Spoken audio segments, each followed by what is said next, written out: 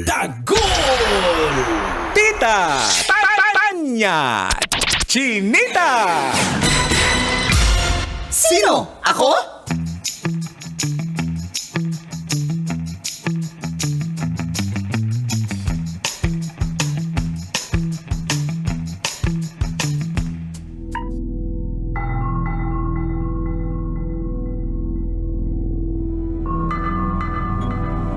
Magandang umaga. Ayon sa pagsisiyasat na ginamitan ng luhika, mahika at konsyensya.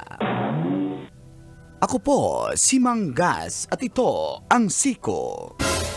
Sino ako?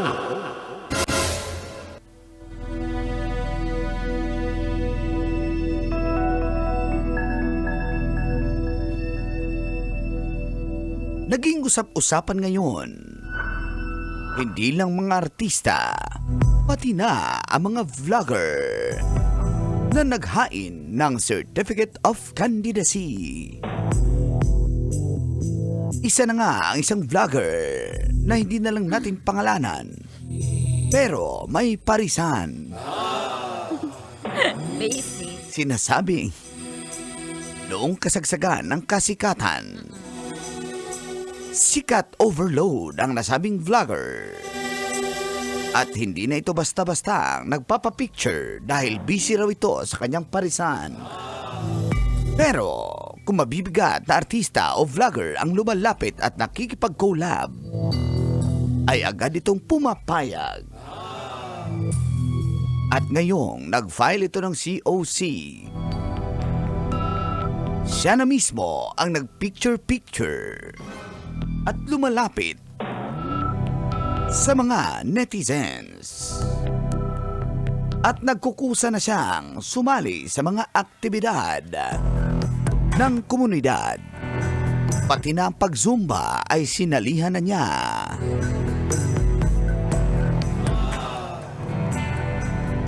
Sa tingin nyo, mananalo kaya ang vlogger na ito? Yan ang ating Siko. Sino ako?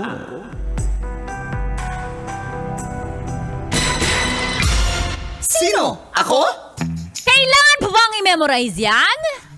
Beshi! Morning call! Morning, D! Kabisyo, feel good morning!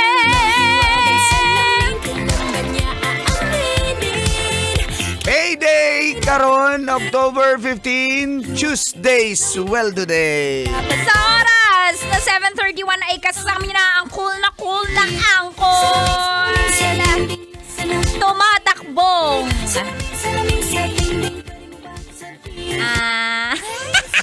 Five. Tumatakbo sa puso ng mga chicks dati. Angkol Dagol!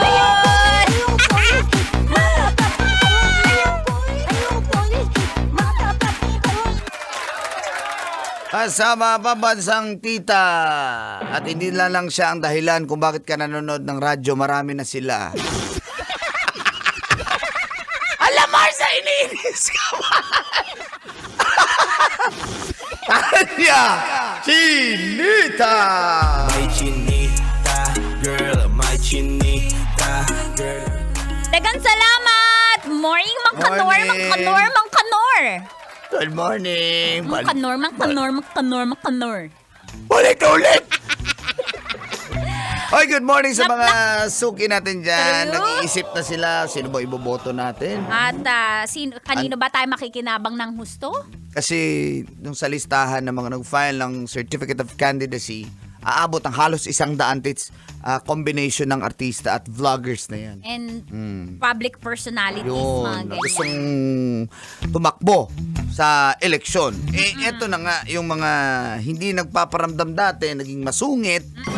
Nung Ngayon, tumakbo, mabait na. Masa person na. Oo, nakikihalubilo Pero na.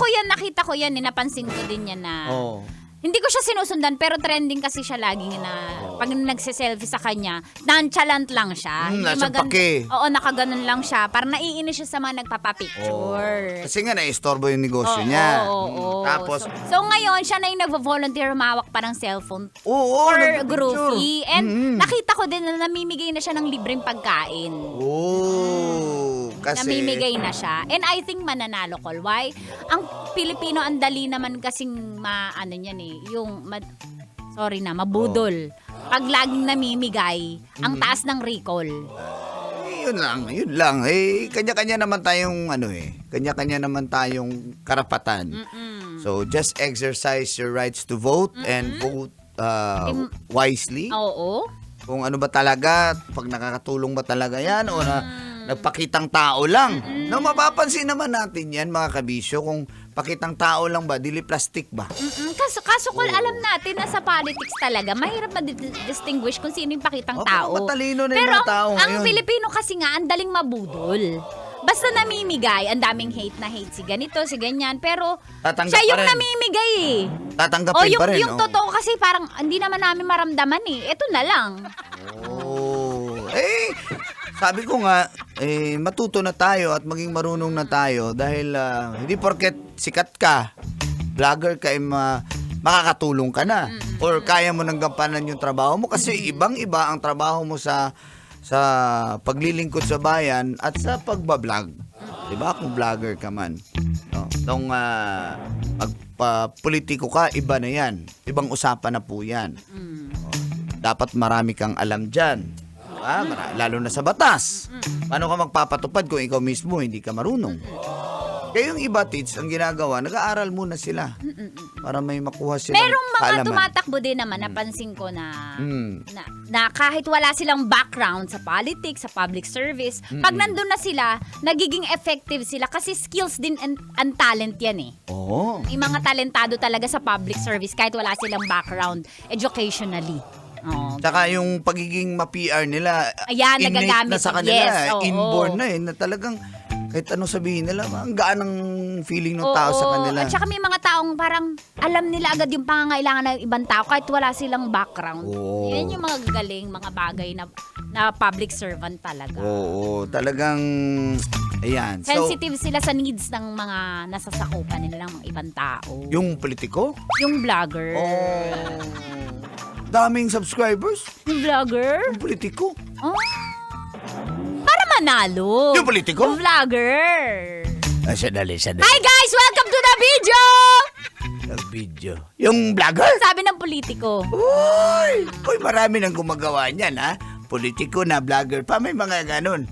Pero ngayon, may vlogger na gusto na magpolitiko, may ganun, di ba? Oo, tama. Oo, pwede naman. Pero ako kung iboto niya ako, Magiging politiko ka. mayaman ako, magiging vlogger din ako. Anong intro mo? Ha? Anong intro mo? Wala nang intro. Hi guys, yun ang intro ko. Ng vlogger. Ng politiko? Anong tagline mo? Kailangan pa ba ng tagline yan? Oo, parang may recall. Kung si Tita Tanya. Oo nga, Tits. Kung ikaw, tatakbo ka. Kunyari lang, tatakbo ka. Anong magiging campaign slogan mo? Slogan ko? Ano ba yan? Impromptu? Sige lang, kung Ang may maisip slogan ka ko lang ay, magmahal ka ng single mom.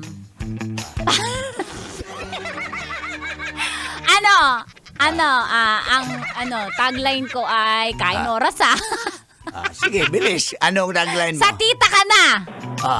Dahil kami masustansya. Uy, tama yan, pang Department of Health ka. Breastfeeding advocate.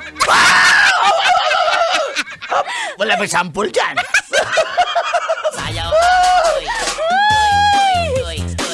Ay, nako. Pero, yun nga, hindi nga madali po yung trabahong yan. Kaya Ng politiko. ng vlogger! Kasi ano yan kahit saan nagsushoot yan. Kaya nga yung vlogger. Yung politiko! Sumuot sa kuiba! Yung vlogger? Yung politiko! Hindi, may lamang 500 yung sobre yung pinamigay niyo Na politiko! Vlogger! Uy, sana all. Sana all yung vlogger. Politiko! Ganda ng, ganda ng juwa. Ng vlogger? Na politiko? Basic! Basic! Ganun ba yun? Yung politiko? Yung vlogger? Ay, nako. Wait lang. Active nga yan sa YouTube eh. Yung vlogger? Yung politiko. Uy, basic. Namigay ng pares. Yung vlogger? Yung politiko. Kaya pala. Nagluto nga siya eh. Yung vlogger. Yung politiko? Ay, huwag kalimutan mga drivers natin. Baka kayo na nagsatatawagin sa ating Love Knows. No boundaries! Saan pwede kayo manalo na 2,000 pesos? After 24 hours na maklaim nyo, ha? So, meron kayong 24 hours, mga kabisyo natin. Yes! Abangan kung ikaw na matatawag, lalo na kung nagpalista ka. Dito yan sa may Love Radio Manila. MBC Building, CCP Complex, Ross Boulevard, Pasay City. Dumaan ka na para magpalista.